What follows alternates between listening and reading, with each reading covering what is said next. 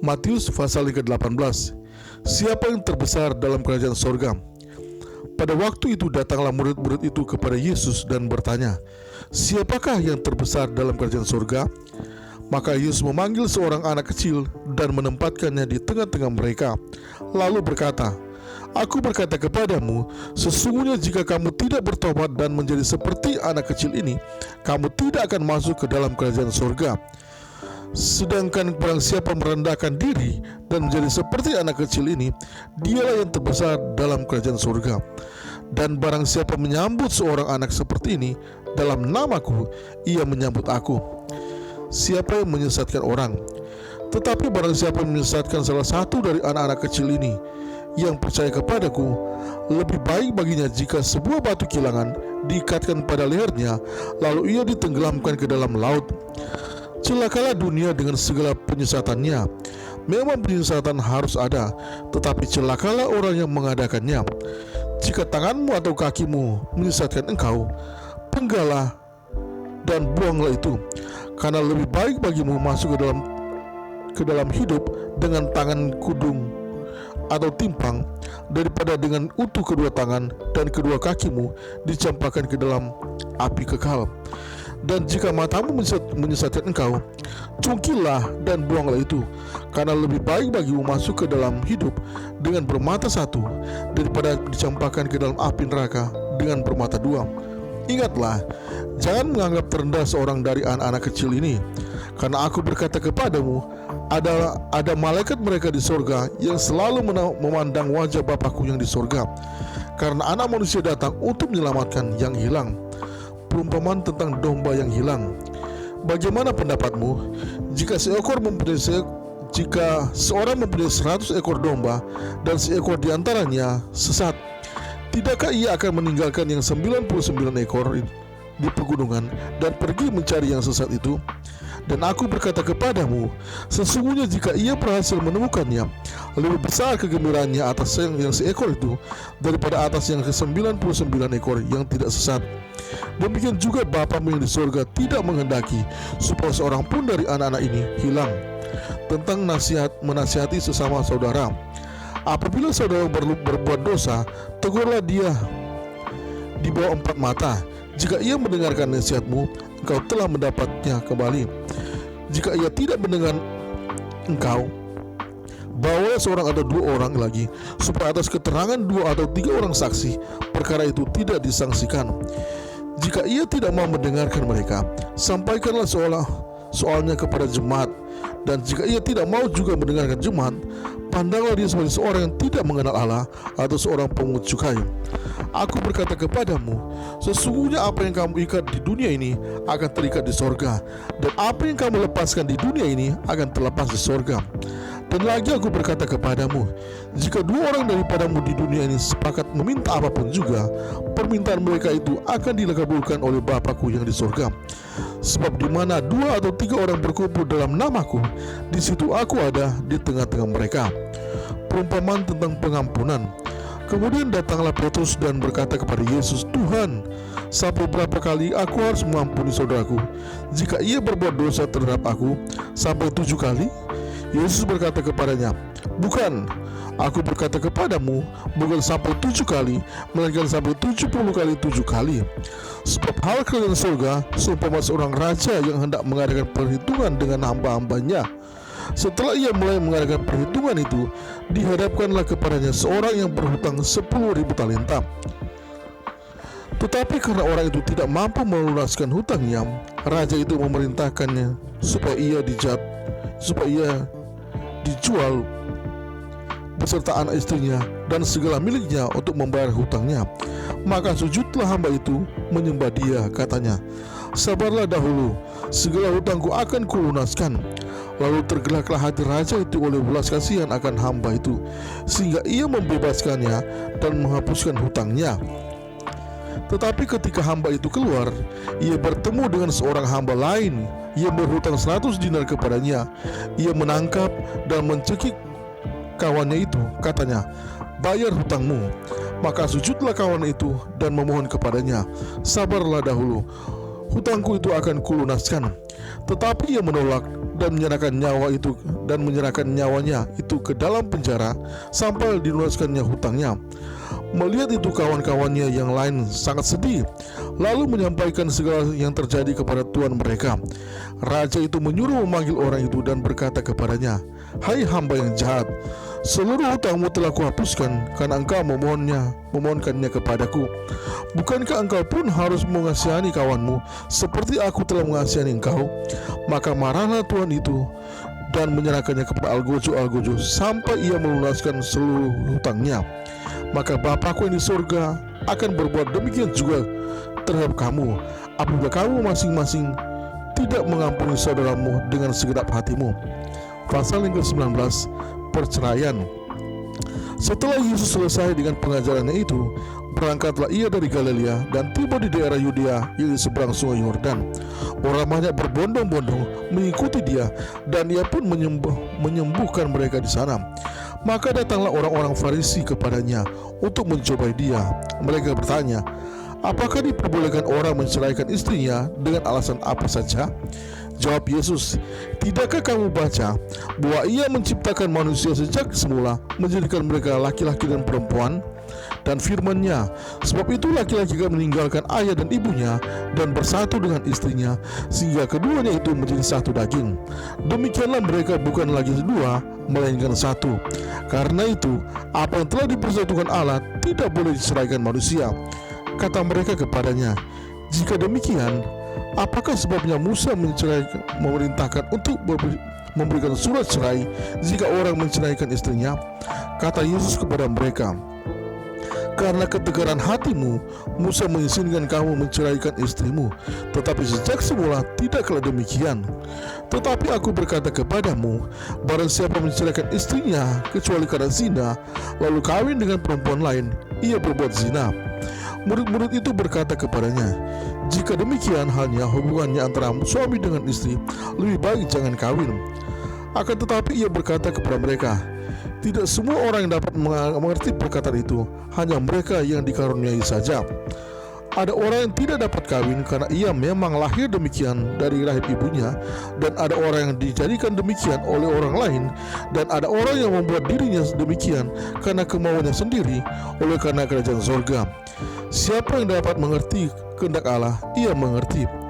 Yesus memberkati anak-anak. Lalu orang membawa anak-anak kecil kepada Yesus supaya ia meletakkan tangan di atas mereka dan mendoakan mereka. Akan tetapi murid-muridnya memarahi orang-orang itu. Tetapi Yesus berkata, "Biarkanlah anak-anak itu, janganlah menghalang-halangi mereka datang kepadaku, sebab orang-orang yang seperti itulah yang mempunyai kerajaan surga." Lalu ia meletakkan tangannya atas mereka, dan kemudian ia berangkat dari situ. Orang muda yang kaya. Ada seorang datang kepada Yesus dan berkata, "Guru, perbuatan baik apakah yang harus kuperbuat untuk memperoleh hidup yang kekal?" Jawab Yesus, "Apakah sebabnya engkau bertanya kepadaku tentang apa yang baik? Hanya satu yang baik. Tetapi jika engkau ingin masuk ke dalam hidup, turutlah segala perintah Allah." Kata orang itu kepadanya, "Perintah yang mana?"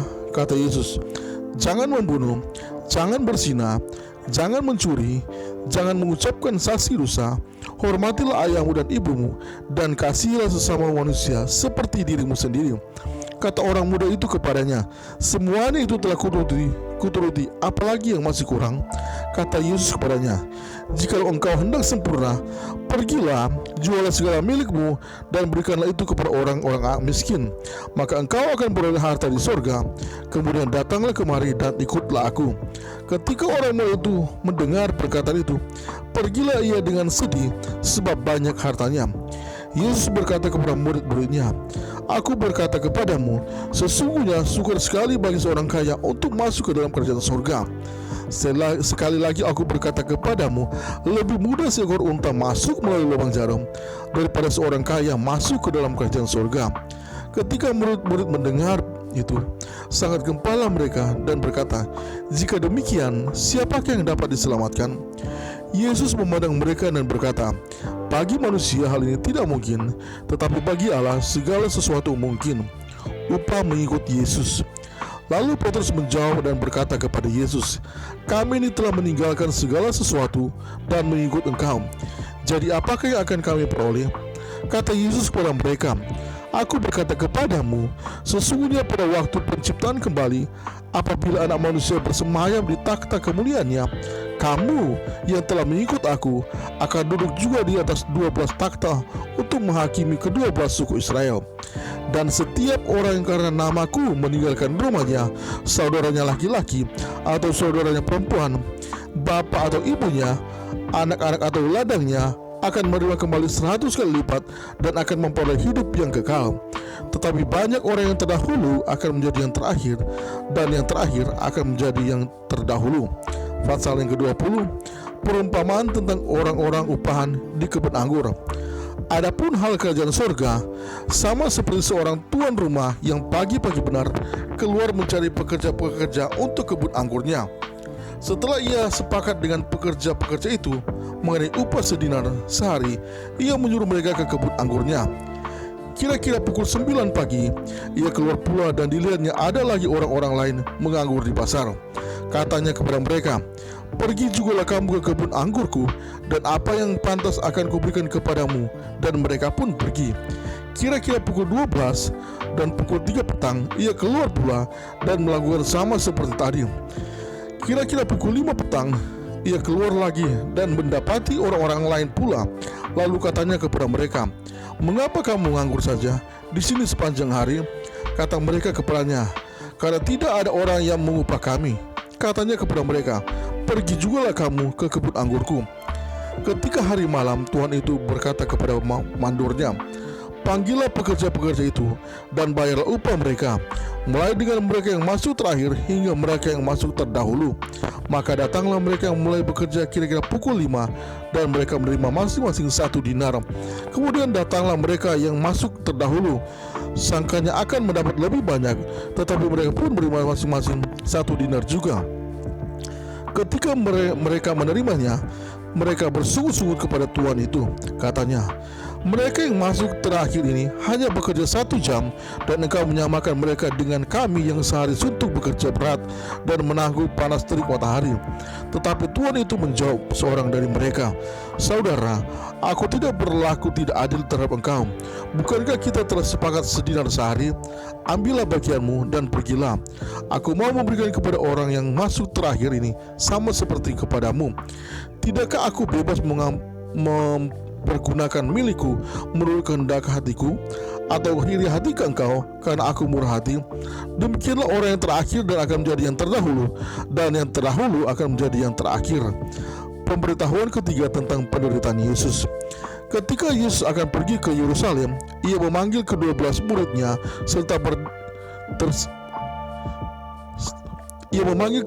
muridnya tersendiri dan berkata kepada mereka di tengah jalan, "Sekarang kita pergi ke Yerusalem, dan Anak Manusia akan diserahkan kepada imam-imam kepala dan ahli Taurat, dan mereka akan menjatuhi dia hukuman mati, dan mereka akan menyerahkan dia kepada bangsa-bangsa yang tidak mengenal Allah, supaya ia diolok-olokkan, disesah dan disalibkan, dan pada hari ketiga ia akan dibangkitkan."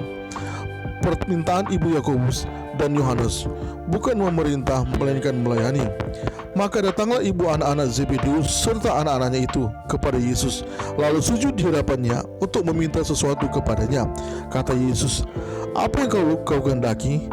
Jawabnya, "Beliau perintah supaya kedua anakku ini boleh duduk kelak di dalam kerajaanmu, yang seorang di sebelah kananmu dan yang seorang lagi di sebelah kirimu." Tetapi Yesus menjawab katanya, "Kamu tidak tahu apa yang kau minta. Dapatkah kamu meminum cawan yang harus kau minum?" Kata mereka kepadanya, "Kami dapat."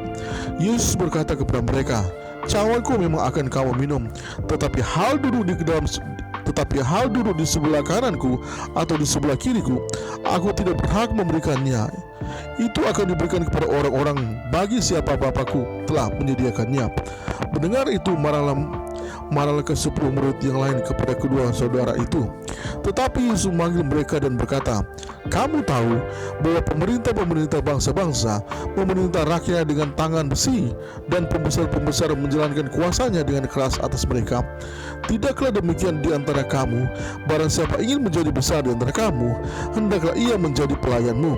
Dan barang siapa ingin menjadi terkemuka di antara kamu, hendaklah ia menjadi hambamu. Sama seperti manusia datang bukan untuk dilayani, melainkan untuk melayani dan untuk memberikan nyawanya bagi tebusan bagi banyak orang." Menjadi tebusan bagi banyak orang. Yesus menyembuhkan 2 orang buta. Dan ketika Yesus dan murid-muridnya keluar dari Yeriko, orang banyak berbondong-bondong mengikuti dia. Dan ada 2 orang buta yang duduk di pinggir jalan mendengar bahwa Yesus lewat. Lalu mereka berseru, "Tuhan, Anak Daud, kasihanilah kami." Tetapi orang banyak itu menegur mereka supaya mereka diam. Namun mereka makin keras berseru, katanya, "Tuhan, Anak Daud, kasihanilah kami." Lalu Yesus berhenti dan memanggil mereka. Ia berkata, "Apa yang kamu kehendaki supaya aku perbuat bagimu?" Jawab mereka, "Tuhan, supaya mata kami dapat melihat." Maka tergeraklah hati Yesus oleh belas kasihan, lalu ia menjamah mata mereka, dan seketika itu juga mereka melihat lalu mengikuti dia.